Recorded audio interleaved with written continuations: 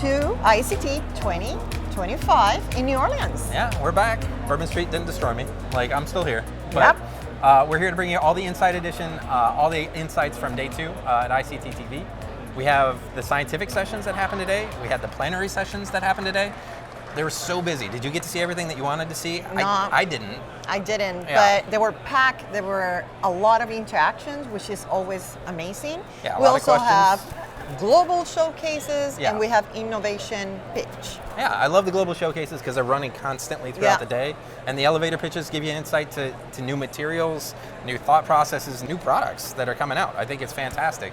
The networking has been fantastic also. I mean, that's why it's so hard to balance all the things that are happening, but being here makes a huge difference ultimately, right? And we always wanted to talk a little bit about what's happening next year. We're going to Asia and Singapore for ISCT, for and we're also going to... Yeah, we also going to ANZ for a regional meeting. Those 2 regional meetings are coming next year. Yeah. But the most important one is the annual meeting is going to be in... Dublin. Yeah. Which is exciting, and we're looking forward to it. Yeah. We got our correspondents. We got Alicia. We got Mikey. We got Miriam out there doing all kinds of stuff. But have you heard anything from Andreas? I don't know, but we need to find out what is he doing. I'm sure he's doing amazing interviews, and you will listen.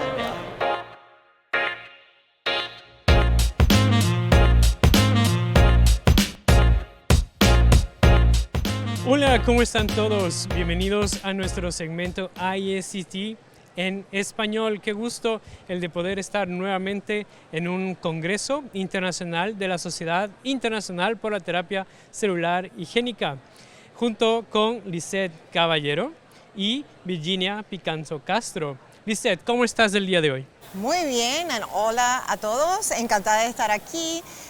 Ha sido un día que ha empezado espectacular. Hemos escuchado muchísimas cosas increíbles, pero de eso hablaremos un poquito después. Hoy nos encontramos con Virginia y queremos hacer una pequeña entrevista con ella. Excelente, sí, y toda la región va a estar muy interesada en Virginia porque queremos anunciarles que Virginia es nuestra vicepresidenta electa para todos, para la región Sur y Centroamérica. ¿Cómo estás del día de hoy, Virginia? Hi, nice to meet you, everybody. And unfortunately, I do not speak Spanish, but I will speak in English. Slow English that I hope that everybody can understand me.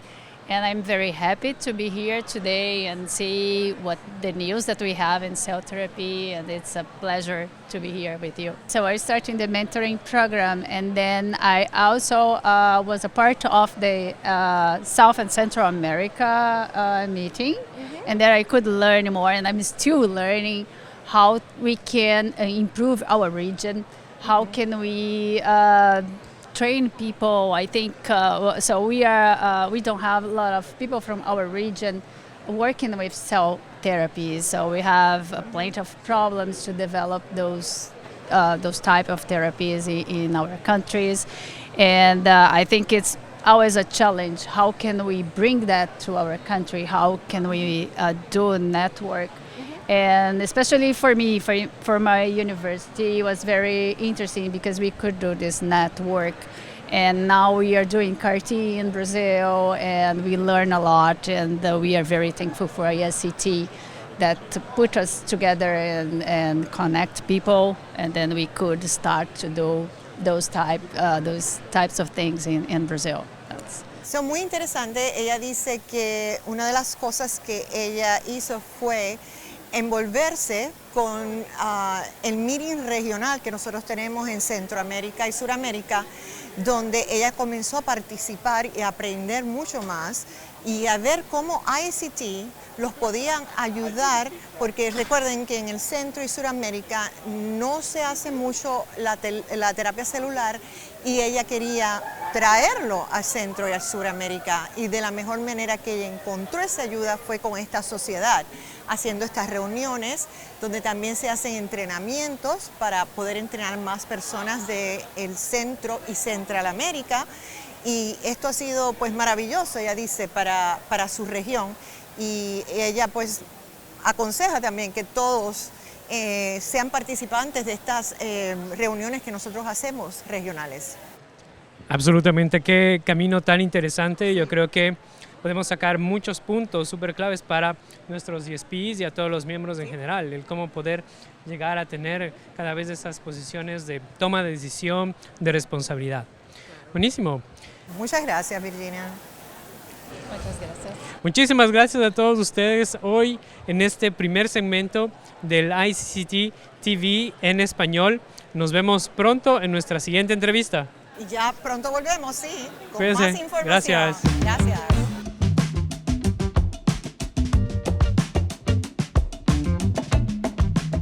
Hi, welcome back to ISCT TV. And I have here with me today the VP for the ANZ region, Dr. Emily Blythe. Emily, Hello. thank you so much Hi. for being here with us. Hello. Do you want to tell us a little bit about what's happening in our region? Yes, so much, as you well know. So, a great pleasure to chat with you, my good friend.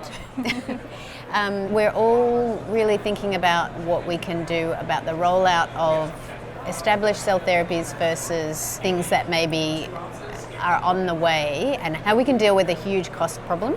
So we've got a very unique, in Australia and New Zealand, unique in the sense that they're remote but high-level healthcare services.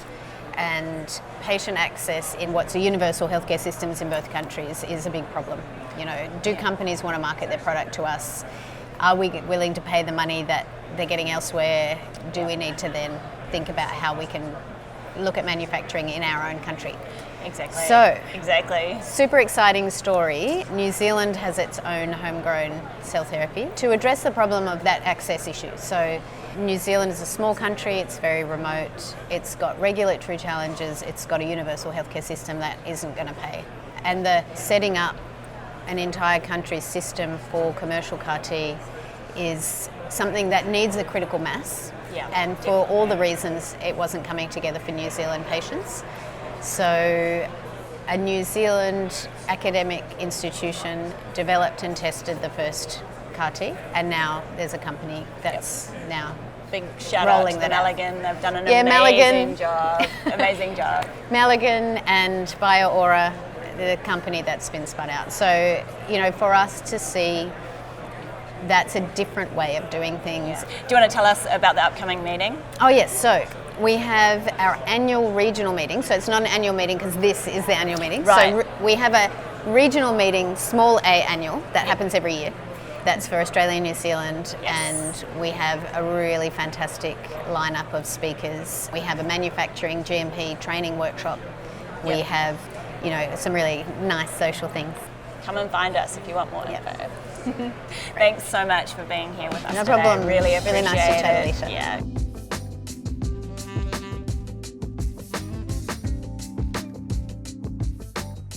Hello everyone and welcome back to ISCT TV 2025. My name is Miriam Pazdar. I'm one of your correspondents this year, and now I'm joined with William Huang, one of our co-chairs for this year's meeting. Thank you so much for joining us. Thank you so much, Miriam. It's a real privilege. So we wanted to start by talking about this meeting and your vision going into it and what you're most excited about being here. Well, it's a really exciting time for cell and gene therapy. Cell and gene therapy has really reached an inflection point. In the last few years, we had like 1, 2, or 3 FDA approvals for cell and gene therapy. Last year, there were 9 approvals. The growth of the industry is really going up. And in this meeting, we have even more exciting things coming up. We have things like cell and gene therapy manufacturing in space. We have the use of AI in cell and gene therapy.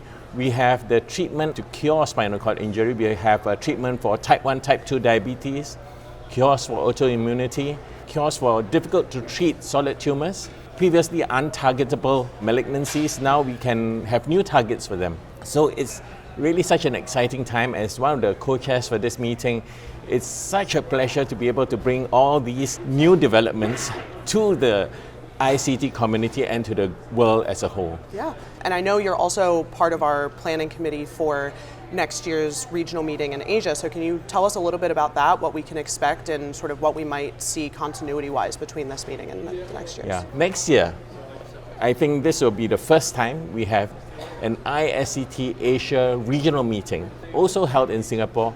I'm one of the co-chairs of the meeting together with Shin Kabamata and our famous Lim Sai Kiang, who is so well known in the exosome field. And we are going to put together an exciting program to reflect the new developments that we have seen this year and what's specific for Asia.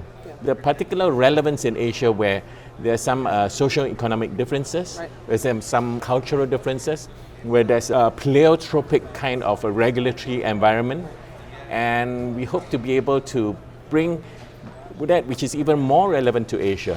What's also exciting is that there are developments coming out of Asia. I mean, there are some new developments in China which are so exciting in terms of cell and gene therapy, some new developments in the region where we have developed new tools, tips and tricks for cell and gene therapy. Japan is also a leader in iPSCs in this area.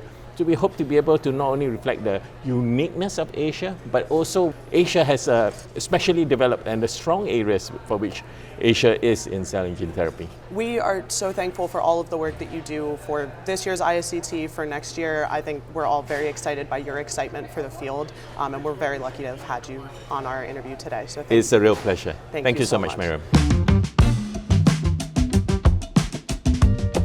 Hi, and welcome back to ISCT TV. We have Ignacio here from Scale Ready.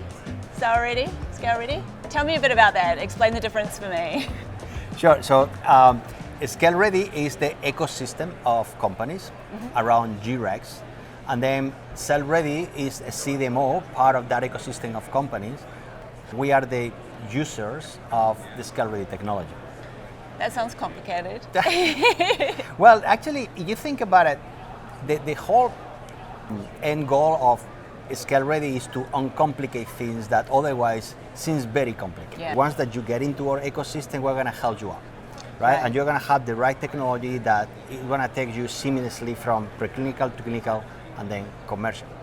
Right, which In is a- all of our goals. Right. So it's an economical manner, efficient manner, and then I think what is important is that you have the right support, that you have the right partner, that you know that if you come with us, we're going to help you out, rather than just selling you stuff and you are on your own. So I interviewed you last year, and you told me about the Scale Ready grant, and I remember saying to you, "How do you apply?" No, really, how do you apply? And so I actually applied. And you did. I did. Good I job. did apply, and How was the outcome? It was quite a good outcome, All right. actually. Yes. You got it? I did, and it's been fantastic, and you guys have been absolutely fantastic. And I hear you talking about the support and you trying to facilitate patient access, and I know for myself that that's what you guys have been working with us to do, and it's something that we're all trying to work towards. And I really love how you guys have supported us, and we really appreciate it. Do you want to tell us a little bit more about the grant for people who may want to apply? Well, I think you just did, because the whole purpose of the grant is to help developers test this technology in a de-risked environment. Most importantly, help them and to teach them how to use the technology in the right manner.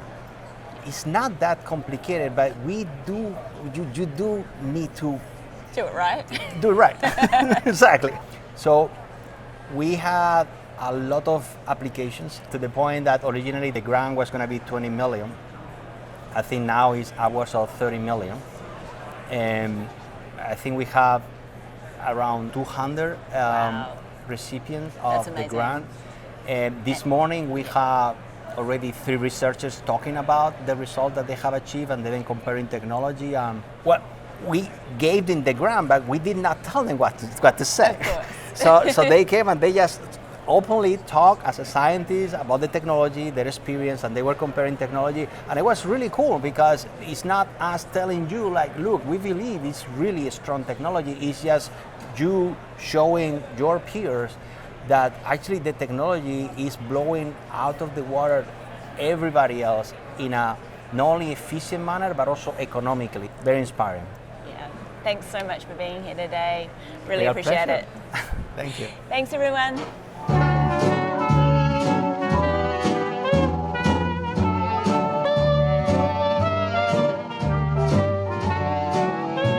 Hello and welcome back to ISCT TV 2025. I'm one of your correspondents, Miriam Pazdar, and I have the absolute honor of being joined by Wade Atkins, or as some of you may know him, just Wade, who is this year's recipient of our Mentoring Award. Thank you for being here, Wade. Thank you, Miriam. I'm very excited.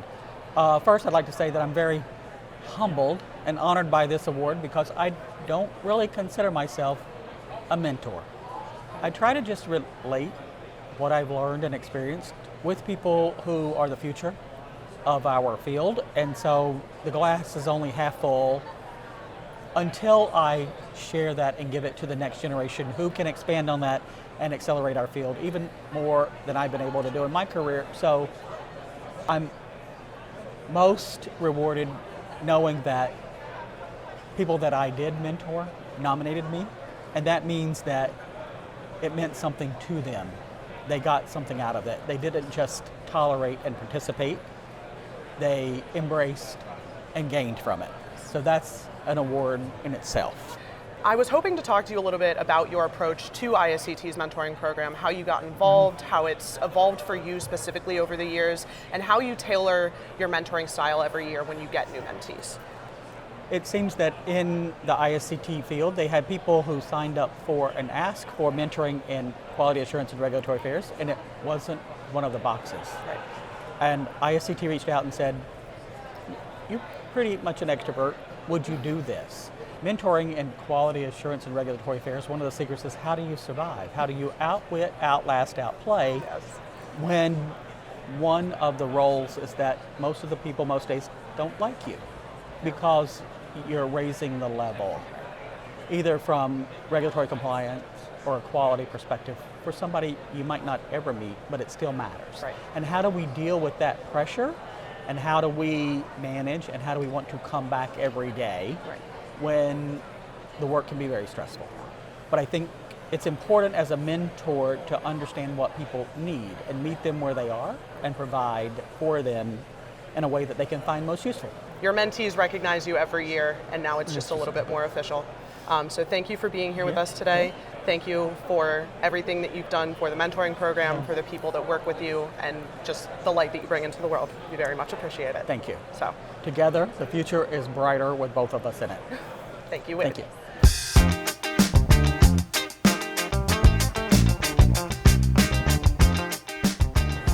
Hello everyone and welcome back to ISCT TV. We're joined here with some of our amazing abstract winners who are going to talk to us a little bit about their work.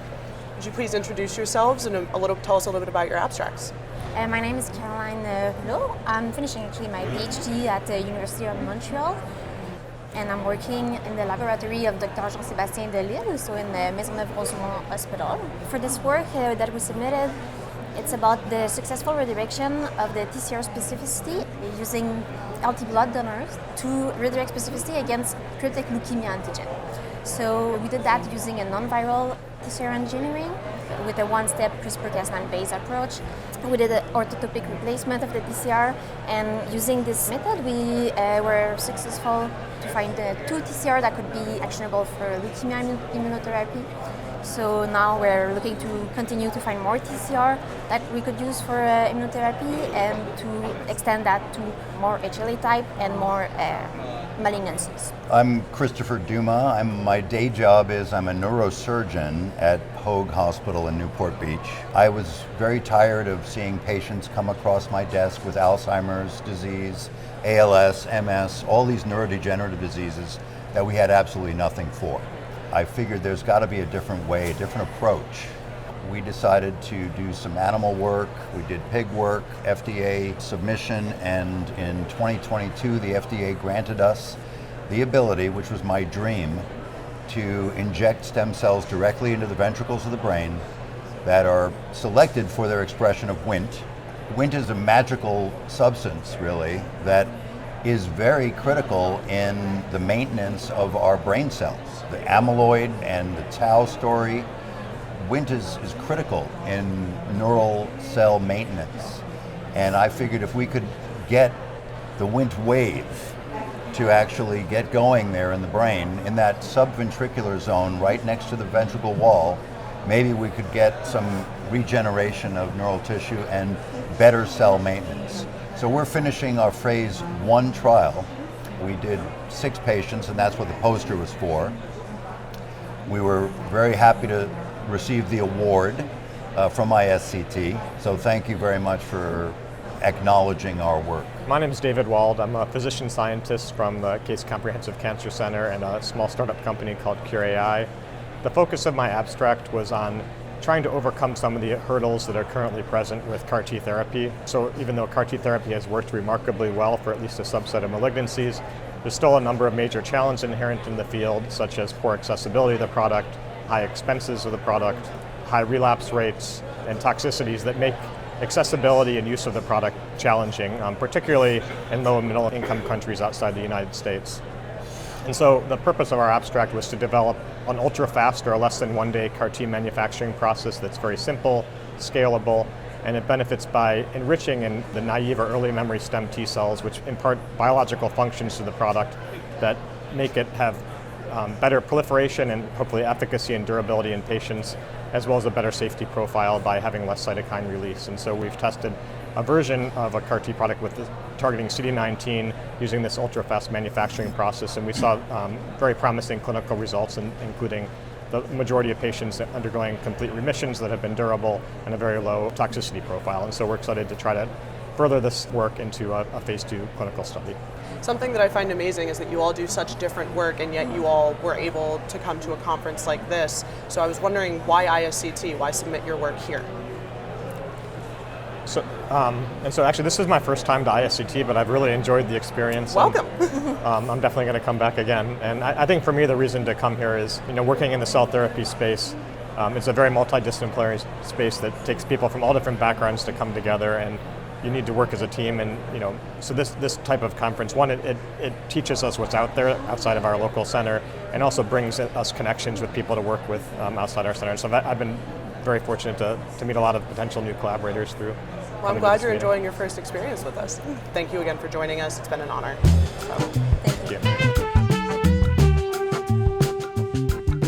So hi everyone, my name's Mikey from ISCT TV. So I'm here with Alicia Didsbury, Beck Lim and Phil Vanek.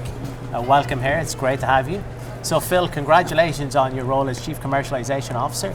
So what's the single most important thing that you want to achieve as CCO within the next year? First is obviously growing the membership on the industrial base. I think it's an important voice in the ISCT community. It contributes a lot of value to the discussions that have been scientific, but industrialization is key to the success of these therapies broadly. The second one is really to focus on patient access and really put the umbrella of patient access as our guiding principle. And beneath that I have the 3 ideas or 3 concepts of, we have to innovate, we have to industrialize, and then we ultimately have to deliver impact. What are some of the key roadblocks to getting all these amazing ideas from the lab into industrialization and out to our patients? Yeah, so I think one of the things that we do really well as a community is taking from small biotechs and scaling that out. If there's investment, if the science is good, and if there's an audience for it, it will find its space. Where we're not so great at is with academic partners. I don't think we're so great, we haven't quite worked out how to best educate academics to protect their IP well enough. We haven't taught academic centers the true path to commercialization. How do you protect it while enabling and still allowing it to be commercializable, make it attractive? We haven't really quite sorted that out yet. So oftentimes what I hear is investment partners, whether it be private equity, venture capitalists, they find interacting with academic centers quite a beast to contend with, and we haven't quite sorted that out yet. So I think that's one of the major hurdles, getting some really interesting science out of the labs of academics and into the hands of the tech innovators. What's your key take home from the last couple of days and projecting into tomorrow? Yeah, the fact that we're all here, it's one of the largest ISCT meetings together, and as a representative of the industrial committee as well as the industrial community, just seeing the growth and the opportunities to interact and interface with scientists, clinicians, regulators, and people who are really kind of pushing the boundaries of getting manufacturing going. Yeah, and for me, these days, my day-to-day is very much around, the autologous cell manufacturing and the day-to-day partnerships and management of those partnerships. It's easy to forget that the cell therapy community, cell and gene therapy community is huge, and we are a global community. And we come with very diverse voices and very diverse hurdles that we have to overcome, but this ecosystem has come together really well, and I think it has this sense of unity that it's easy to forget And once a year we come together and we remember. really, we have friends from all over the globe and we're in this together. Yeah. And I'm just going to throw this out here now, but Beck was my mentor, one of my mentors, and Phil was one of Mikey's mentors. So, I mean, it just, you know, you guys do an amazing The circle job. is complete. Yeah. I love this. Exactly. I was so excited to see you both. Yeah, it was really great to meet you. Thanks, everyone. Thank you. So we're back. Yeah, we just heard from Rebecca and Phil. Yes. They're fantastic. I love interacting with Phil, and Rebecca's been a part of ISCT and ESP forever. So I'm glad we get the opportunity to showcase these individuals. But what are we going to do tonight, Lizette? So it's fun. We're going to be going to 2 receptions. I'm going to be at the ESP and double duty. You're double doing ESP duty. And the industry. networking. Yeah, industry networking. Okay. So what about you? I guess I'll do the industry and the ESP also. So Okay. we'll see. We'll see how We'll be going opposite directions. Yes, we'll see how we end at the end after all those receptions that we have to go. And hopefully you'll see us tomorrow. Yes. Talk to you Take care. tomorrow. Bye.